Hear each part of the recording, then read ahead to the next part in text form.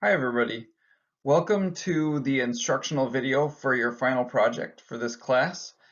This video is going to be a little bit longer than videos in the past, but that's because I want to make sure that you have all of the resources that you need available to you in order to complete the project. So I'm going to split the video into three parts. The first part will basically be an explanation of what the project is. The middle part will be an example of the project, and then the last part will just kind of wrap things up and give you some advice for moving forward. I want to start by just emphasizing that this final project is about you. It's about what you have learned. It's not about worrying about where somebody else in the class is.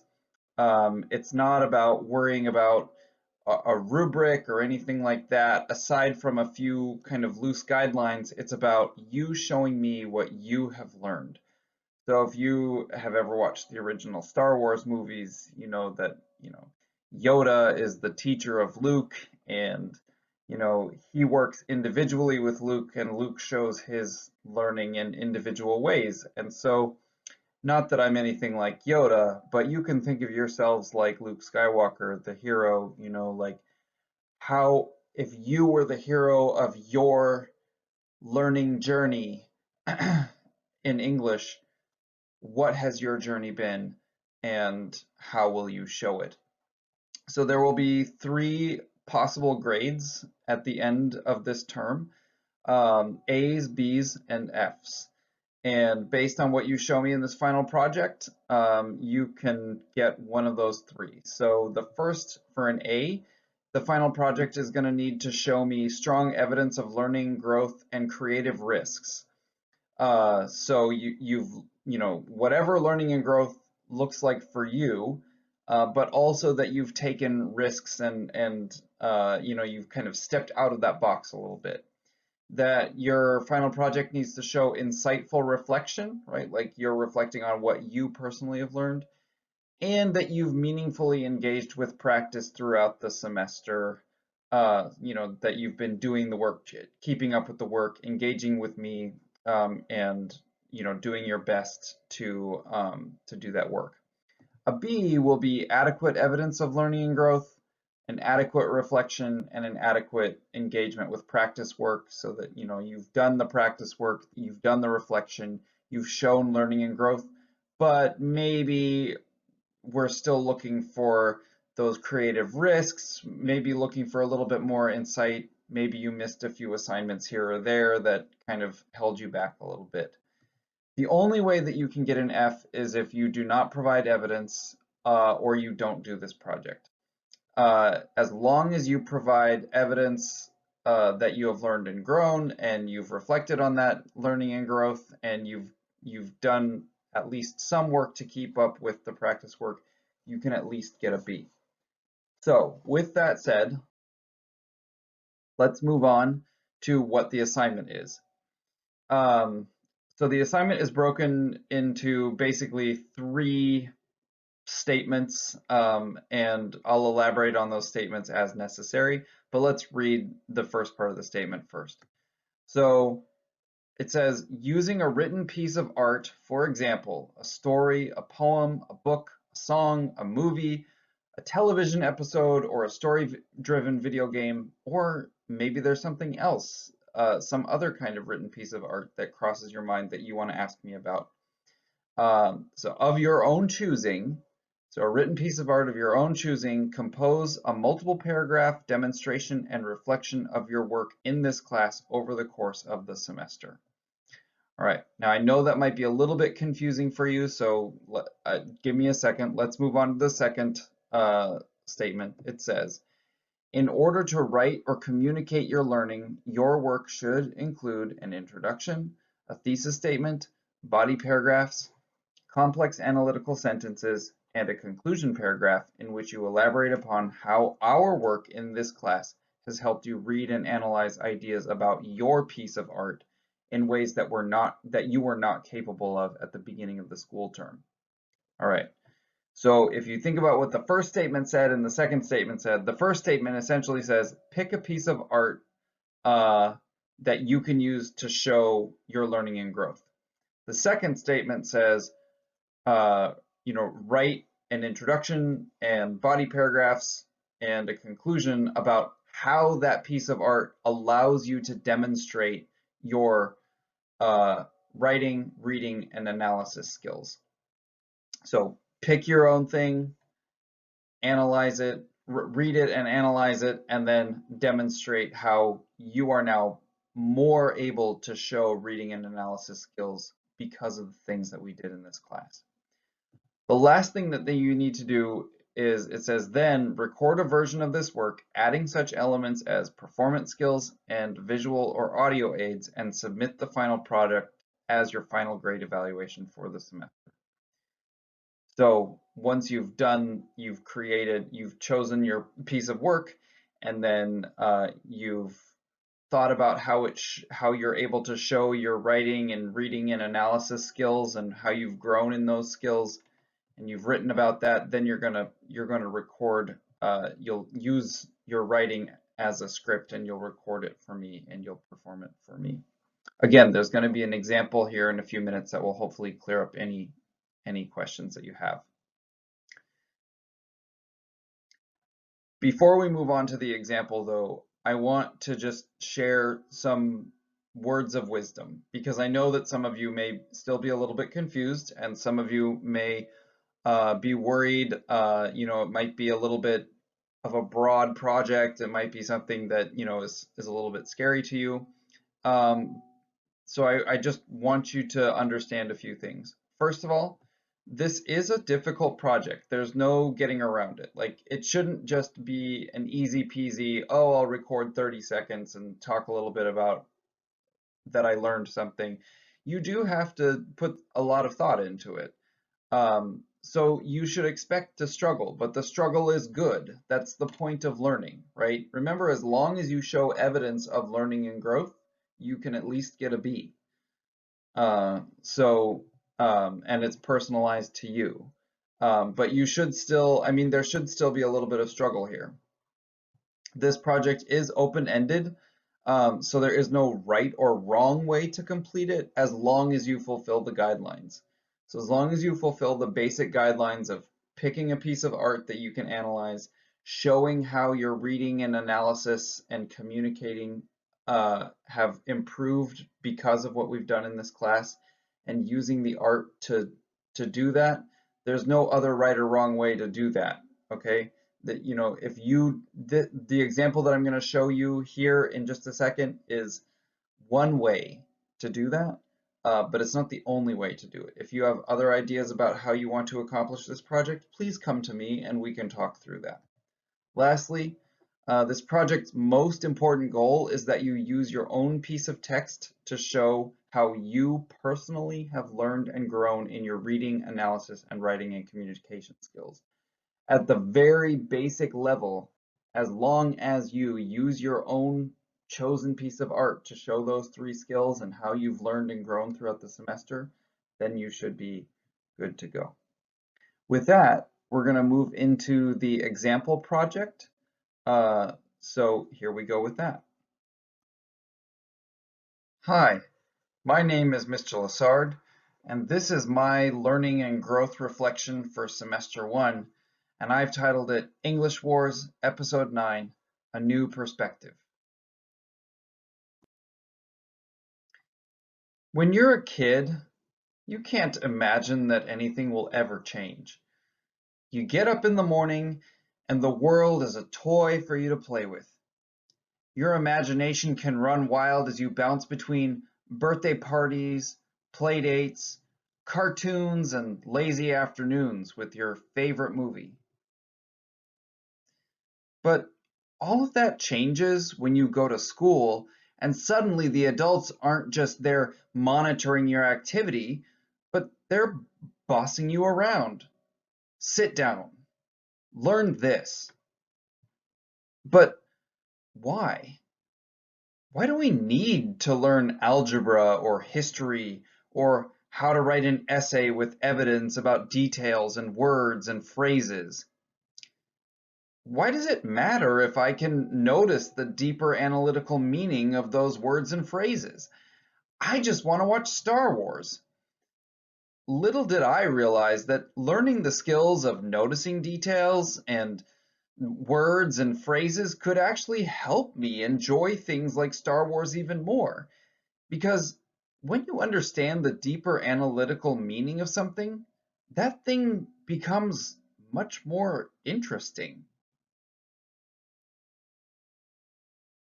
Therefore, throughout this semester, focusing on reading and analyzing texts for deeper meaning in their details, words, and phrases has allowed me to learn and grow in a way that Star Wars became more than just a kid's space fairy tale and turned it into a meaningful saga of growth and maturation.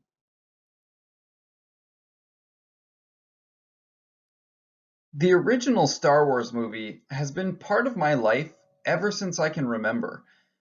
And for the longest time as a child, my reading and understanding of it as an important text in my life was just that it was a fun story that poked at the creative parts of my imagination. It defined the happy-go-lucky fantasies of my childhood. When we would play games of make-believe, our understanding of Star Wars always served as a model for my siblings, my friends, and myself. Our understanding of the world as a place where good always faced off against evil and won was influenced by details in Star Wars like the amazing lightsabers that characters like Obi-Wan Kenobi, Darth Vader, and Luke Skywalker used in their epic battles. Their hum and pew pew and the pew pew of blasters and the massive booms and explosions were all details that, to us, were simply representations of our simple understanding of the world. We didn't look beyond those details. We didn't see any need to. And when those details helped the good guys win, it was always with a funny quip. Han Solo blasting the communicator to shut up the Imperial guard and stating, boring conversation anyway, told us that not only did the good guys always win, but they had fun doing it. Life was as simple as that.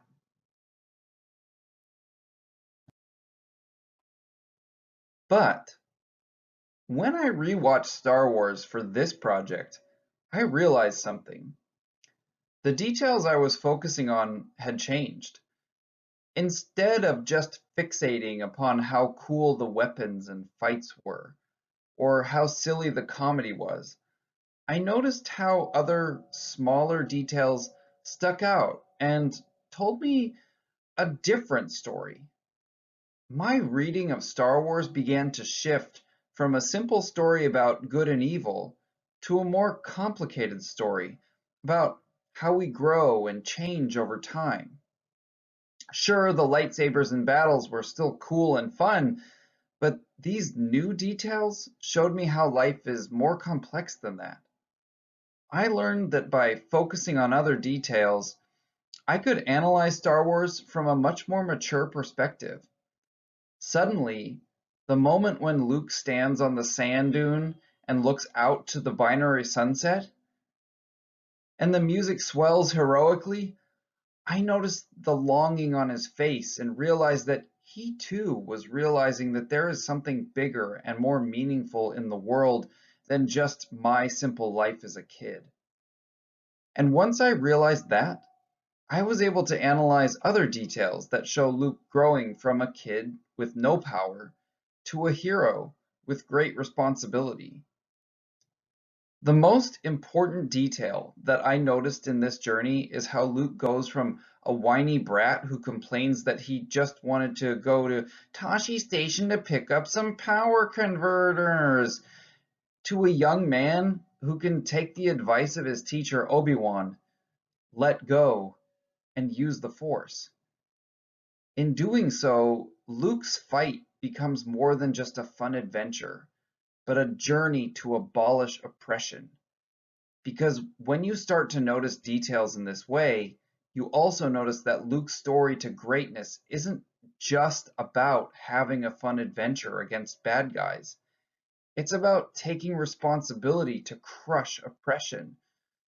Now, the immense size of the Death Star and the pitch black of Darth Vader's armor aren't just scary representations of evil, but details that imply the bleak tyranny that the powerful can exert over the weak.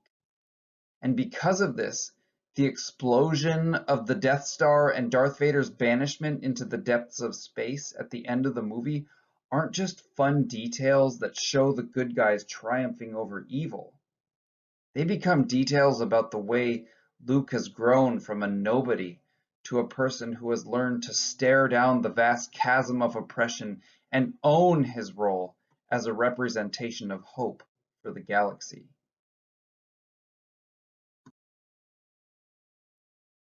Oh, I hear myself saying, that's why the subtitle of this first movie is A New Hope.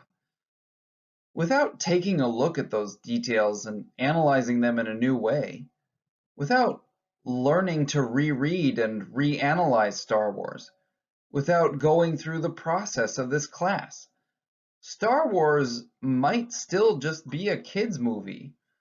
Fun, sure, but also less and less relevant as I get older. But now, the details I've observed and the analysis that I've done have turned Star Wars from simple to complex. The movie itself has greater value to me as an adult. And as I continue to move into new phases of my life, my ability to notice and analyze details and words and phrases in everything that I read will hopefully help me have more interesting and meaningful discussions about the world. Adult discussions. Discussions not just about good and evil, but about the nature of oppression, the importance of learning to be more than a child, and the possibility of defeating oppression and establishing a new and better world. Okay, so now that you've seen that example project, I just want to wrap things up by giving you some closing thoughts. Remember again, it's all about your learning. How has your learning journey happened in this class, and how have you learned and grown? So as you move into completing your own project, think about the following questions that I'm going to put here. And as long as you can answer yes to these three, it's more than three, to these questions, you should be fine. So question number one is, have I chosen a piece of art that I care about and that will allow me to demonstrate learning? Pick something that you care about. There's got to be something, some written thing out there somewhere. Again, movie, TV show, video game, book, commercial, magazine article, comic book, whatever, but something that you care about that you now understand better because of the skills that we've worked on in this class. Have I showed how topics from class activities like details and words and phrases add meaning to my understanding of the art that I wouldn't have noticed before? So those are things that we talked about over the course of the semester. Have you been able to show how those things played a role in your ability to grow and learn? Have I written a thesis that allows me to express my learning regarding reading, analysis, and writing or communication? So in that thesis statement, are you clarifying, here are the ways that I have learned to improve my reading, analysis, and writing skills? Have I written an introduction paragraph that will grab the audience's attention, that will give them background about my learning journey, and introduce them to my task? Remember that one of the things that we also worked on this semester was writing introductions. So that's something that you want to make sure that you include to the best of your ability. And again, look back at the example here in this slideshow if you need an example for how to do that. We've also got video lessons that you could look back to for that as well. Have I written complex sentences that show where, what, and why or how my reading, analysis, and writing communication skills have progressed this year? Remember, that's another thing that we worked on this year, is just writing sentences that express those three elements of analysis, and really being able to allow those elements to elaborate on what we're trying to prove. And there are video lessons that you can go back to for that as well. Have I written a conclusion that convinces the audience of the grade that I've earned for my learning and growth? So that's something that we haven't worked on yet this semester. However, I want you to give it your best try.